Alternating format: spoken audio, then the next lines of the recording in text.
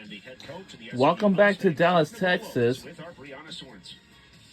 Coach, it all came down to court 3 with the tie break. To say it was a back-and-forth battle is an understatement. What impressed you about the way the Mustangs fought out there for that doubles point?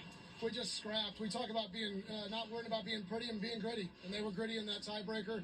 A lot of people would have folded, but we just kept fighting, and credit to Memphis, they kept fighting too. It's going to be a long match today.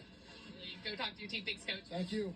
Back to you guys. Hey, thanks so much, Bree. And with this SMU team, Jeff Navolo led his team to a conference championship last year. They won the final over UCF in dominant fashion for love.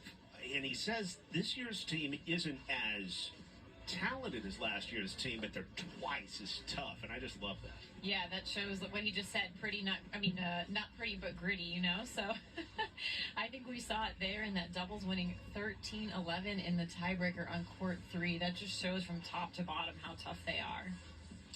The SMU Mustangs picking up that win, and here are the singles matchups. And singles didn't go the way of Memphis the last time the two teams matched up. SMU won on courts 1, 2, 3, and 4 to pick up that win. But here are the matchups: Johnson and Soares, Muller against Morris, Woog and Doyle. You got Meyer against Mavor. We're going to try to keep that straight. Amendola and McCorridge, and then Pierce and Skelton on court 6. But just because it says court 6, you know, that point is just as big as the marquee matchup on court number 1. Exactly, and sometimes that's what it comes down to, the knit and grit on court 6. That's my favorite court to watch, but honestly, today I'm really looking forward to court 1. Soares and Johnson, they're both such big, tough, strong players, great serves, great forehands, and we'll see how the leftiness of Johnson gets to Soares today. Let's talk about Memphis. They're a team that is used to being down. I mean, they're a team that is used to, even in matches they've won this year, losing that doubles point, still winning at the end of the day. And how do you think that helps them, that they've been in this situation before and won not only once, but 8 times this year? I think that'll be a strong hitting point for Coach Perez right now as he talks to his team. You're used to being down 1-0. Don't let it bother you. We're just on to the singles. We're going to take care of business like we always do on the singles court. I think for them, it was an emotional loss in the doubles point today. I think they're going to have to come down. It was high, low, high, low, high, low. They were down. They came back. They were up in the tiebreaker. They had match points. So I think kind of getting back to that even-keeled system, and, you know, they have to regulate their own bodies, their own brains right now, and just, okay, take a deep breath. It's love, love. I'm going to, take care of business on my court now.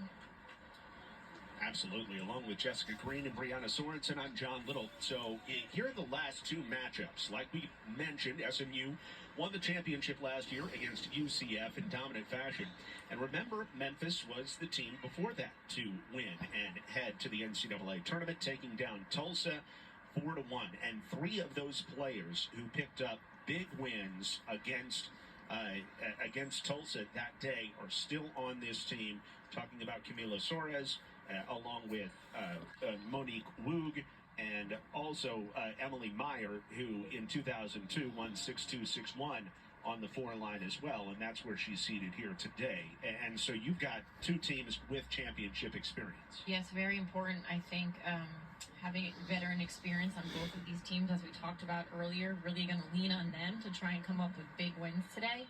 Obviously, on court 1, you've got 2 veterans, right? So you're going to expect a big battle out there, and I think it's going to be some great to watch today. See the coin toss happening between Soares and Johnson. Looks like Soares has won the toss. And Soares, number 124 in the nation in singles right now. She is a player that has the best singles ranking of any player in the American Athletic Conference. And Taylor Johnson, meanwhile, on the side of the SMU Mustangs this year with an 11-9 record, 6-7 in line 1. Always tough to play up at the top, especially considering the competition that SMU lined up, especially in non-conference play. They play a murderer's row of a schedule. Yeah, definitely. I think Johnson has great experience, and she picked up a big win yesterday, as opposed to Soares, who actually dropped her match yesterday. And we are on the way on course 1. Now this one is a double, so we're still rooting for MCU Play for SMU Mustangs. Lima